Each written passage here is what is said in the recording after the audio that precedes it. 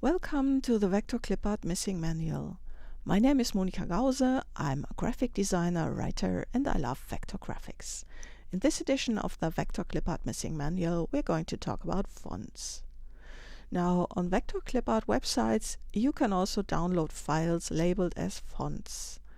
And they come as AI or EPS or even JPEG. And maybe you have already installed fonts on your computer, and those files were OTF or TTF files, so OpenType fonts or TrueType fonts.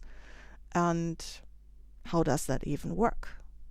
How can a font be in an AI or EPS file? So let's take a look at that. The font cliparts come in a shape like this. There are those letters in them, or they look like this in black and white.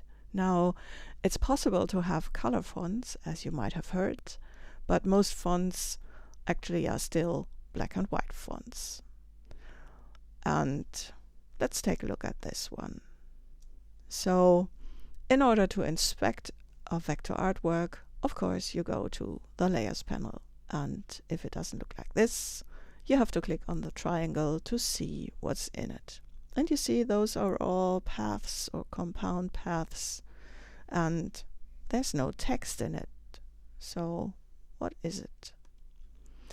Now, an AI or EPS file cannot contain a font that you can install. These are really just the letter shapes. So in order to use them, in order to form a word with them, you can of course move them around and bring them in the correct order and then make words. That might work with logos, but it doesn't work with longer text. So in order to use it as an actual font, what you have to do is convert these shapes into a font. And to do that, you need a font editor. Now, those come in different kinds. So there are free ones, and there are cheap ones, and there are expensive ones. There's even a plugin for Illustrator that can create fonts. So that's also one of the possibilities I would recommend, that you just use this plugin.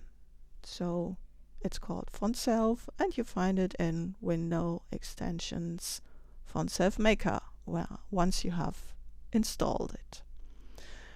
And what you have to do is just drag the shapes in it and assign them to the letters. I've made a tutorial about it that you can see on my YouTube channel. Another way to create a font is to use the editor BirdFont. It's a cheap editor. You can even use it for free if you create a font under the SIL Open Font license. Then you can also use the editor for free. And if you want to create a font that you can also sell and use commercially, then you would need a commercial license for this editor. It's also an easy to use editor, and all you would need to do is export all these shapes as single files, and then you can import them into BirdFont.